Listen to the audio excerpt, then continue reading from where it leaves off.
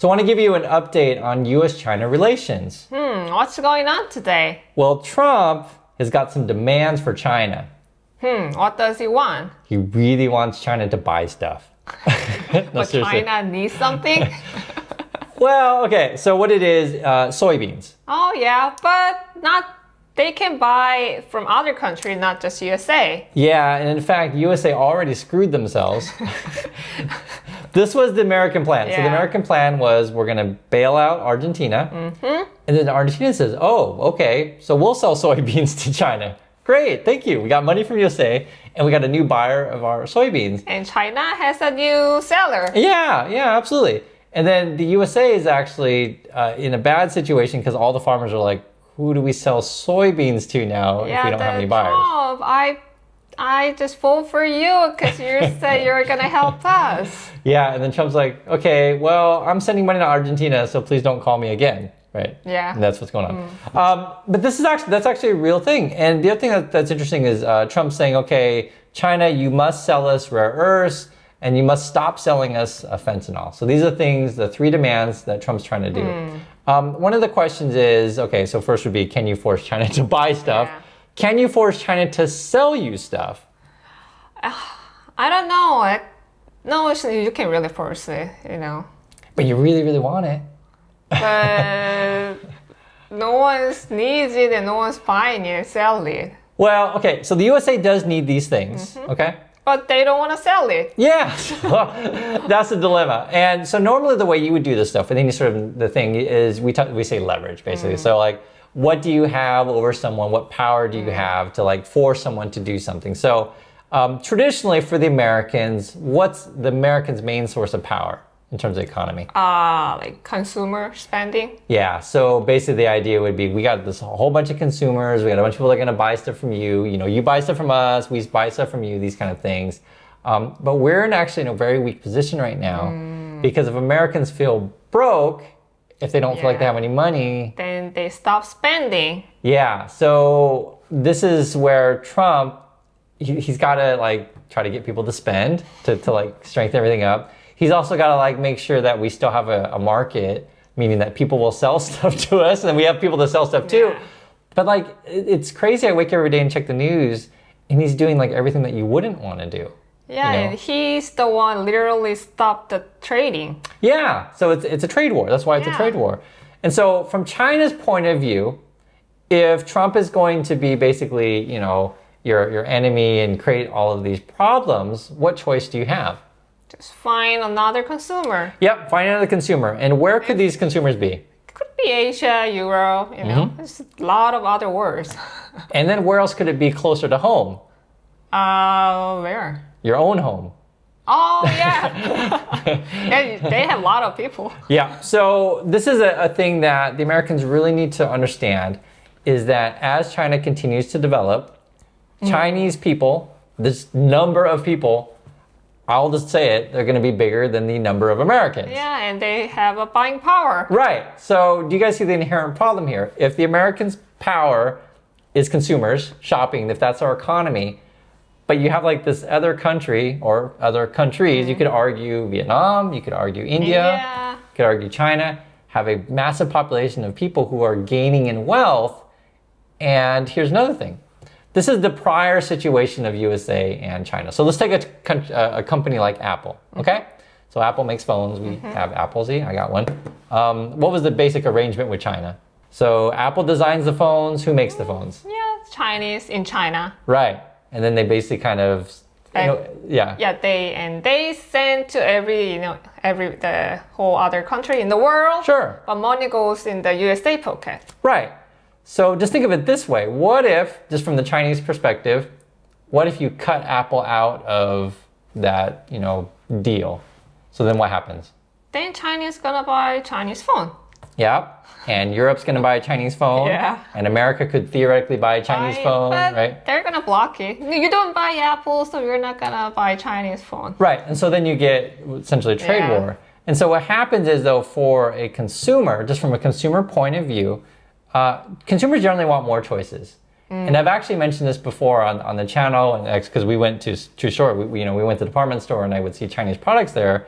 And some of these are actually pretty good these days. Yeah, this. Yeah. We won't say the name, but you can probably figure it out. Some of the stuff actually isn't that easy to get anymore in the USA because of the tariff situation. It's just the costs have gone up. And actually, true story, I actually look on Reddit and people were writing today, they're like, I'm just so sick of winning. It's a joke because Trump always says we're winning. But like, there's a lot of products that people see on YouTube these days that's available in Australia or UK. What's that? But they cannot get it? Yeah, it's not that easy to get because of tariffs. And just any number of products. Fast, isn't it? What's fast? The after trade war, it was normal to buy, Chinese stuff. Oh, all sorts of stuff. But you guys cannot cannot get it easily. Yeah, so actually it was pretty interesting. It was in the Wall Street Journal today. We have a shortage of car parts. Oh. No, we need to fix cars. Americans like to drive cars, and we like to build cars and whatever. And so it was first Ford, and I think the latest one was Jeep. You know these brands. They basically stopped production because they don't have the parts. And it's like, it's so stupid. I mean, Trump is basically, he promises everyone a bunch of jobs, right? Yeah, and you can make it everything in USA. Okay. Yeah. But they just decide to stop making. Well, because you can't get the parts, and then not only, it's not just the parts. Like even if you want the materials to theoretically do it yourself, you can't get that either. Like the whole thing is just an absolute mess. The point though we're trying to make here is China's actually meeting today, and it's today. Actually, it's today. I think they call it the 5-year plan. It might be all week is a better way to describe it. They're actually come up with ways to be more self-sufficient. That's actually their sort of strategy. One is, we talked about consumer spending is one, so they want to get their people to go shopping more essentially. So, if they make their own products, then why not buy our own products and not depend on the US market? And it was actually pretty interesting here in Korea. We heard some numbers on car sales. What's going on with that? Actually, our total car sales went up, even if the USA sales is down. Yeah, which is actually fascinating because remember Trump, his whole bargaining chip is, hey, we got American consumers, and you definitely have to sell things to us, or we won't trade with you. But that is actually a big number for Korea. They act like you don't have USA customer, you're screwed. Right. That's how they act. But it's literally not true. Like we just have the numbers as you just said. And it's interesting because, like, for example, in Europe, I know that the Hyundai and the Kias, like, I know they're there. Not just Europe, Asia is our other, consumer. Right. And markets are really competitive. And so in this day and age, people are figuring out that you don't have to doesn't mean you shouldn't sell Americans. If Americans want to open their markets, is fine. Yeah, absolutely. But this idea, though, that's the only game in town, certainly matters. What was really interesting about the whole Trumpy stuff is the argument that they're trying to make is if we go into a trade war, China's going to hurt more, right? And so then therefore USA has more power. Is that a good argument? But it doesn't seem like it now. There is answer, right? Yeah, so this is actually kind of a funny thing. So in USA it's all over the news. So in China they can control the news much more. Yeah. So even though it is a real thing, if you stop trading USA, it does hurt the economy. That is real. But if you can control the news, people don't talk about it quite so much. Yeah, but what's that? There is a case that both are sinking. Oh, absolutely. You could totally make that case. The other issue as well, and this is kind of funny. So in China, they'll release GDP numbers or consumer confidence numbers, and it doesn't look great. They're just prefer fancy guys. But you never know what to think of the Chinese numbers because you just... you can really 100% trust it. Right. And the reason why I say it's kind of funny is because with the government shutdown in USA, we get basically no numbers. And so like the Trump is like taking it in that direction to more the Chinese market sort of thing to where, the government can control the numbers. They can just basically flat out lie to you. But the difference between the US and the Chinese market, in China, they have a lot more sort of the way the government works. They can do changes very quickly. Because focus is China, so the government point a direction, everyone going that. Right. So they're able to. It's really, really different. So in USA, you can try it. So which is kind of what Trump is doing. So Trump really admires what they do in China. Is like, hey, I'm going to because they can force something. Yeah, but even in that regard, it goes back to, can you force someone to buy something? Buying is different. Right? Like just for example, give me an example. So let's say I'm a government official. It doesn't matter what the country. We'll pick USA, okay? And Trump says, okay, everyone, I made a deal with Elon. So therefore, everyone needs to buy what? Car. Yeah, well, which brand? The Tesla. Yeah. So could you get every American to buy a Tesla to support Trump and Elon? Yeah. Right? Y'all know no, right? Obviously not.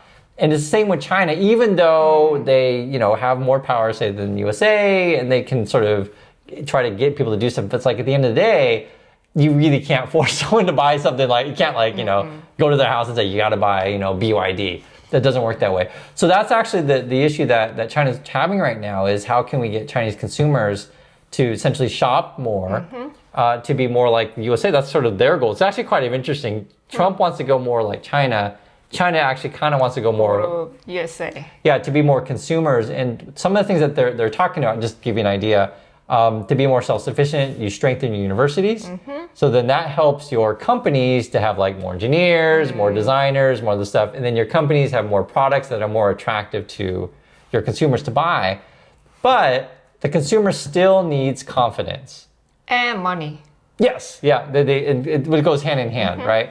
And so then any government, it's not just China, USA, any government, France, we want to talk about that because their government's kind of fallen apart lately. And even here in Korea, you have to make sure that the economy keeps going, right? Because it doesn't do anyone any good, to be frank, if you go out in your neighborhood and all the stores are closed because there's no one shopping, right? So how do you keep people shopping? And that's essentially what China's meeting on. There's any number of things that they can do. Some things you can do, you can make things more affordable.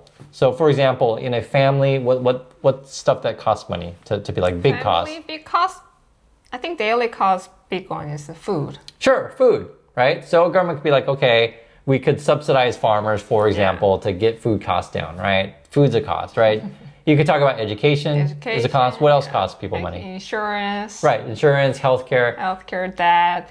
Yeah, that's one. So, how could we figure out ways to reduce interest rates? How can we make credit more easy? How can we reduce healthcare costs, education, etc.?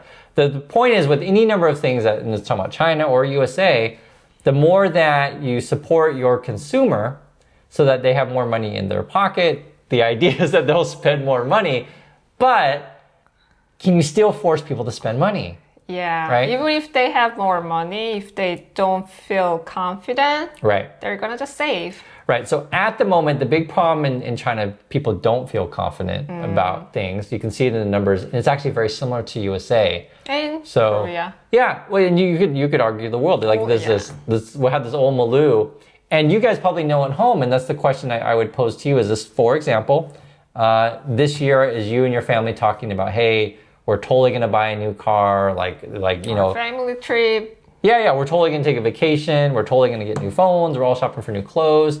Consumers these days actually, well, it's a split in USA. So what's the split?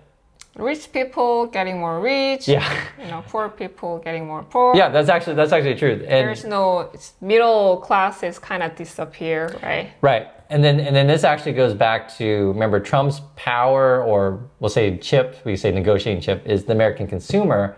So what if the American consumer is only the wealthy consumer? What does that do to the Chinese market? Actually, China doesn't have a lot of luxury brands. They have some, but they don't dominate that space, actually. But they don't. They start buying. Yes, they do. Yeah, like Volvo. Yep, that was a good example. Yeah. So the reason why I bring that up is because it shows up in the markets, like which companies, when they report earnings, hey, we're selling stuff, hey, we're not selling stuff, etc. And so this is the stuff that it is covered up in the numbers whenever you talk about, consumers, these kind of things, because the spending in the wealthy in the USA is like covering up the people who are not spending. So anyway, this is basically an overview. I know we talk about a lot, but the whole gist of it I want you to think about is for either of these countries to have any sort of negotiating chip, you have to convince that like, okay, we'll do deals and yeah, oh yeah, we're totally gonna buy your stuff. But at the end of the day, the government can't necessarily like force your consumers to buy said stuff. You can't force everyone to buy Apple, Tesla, or whatever. So anyway, I'd like to hear you guys' thoughts on this stuff. Do appreciate your time, and we'll catch you on the next video. So, bye.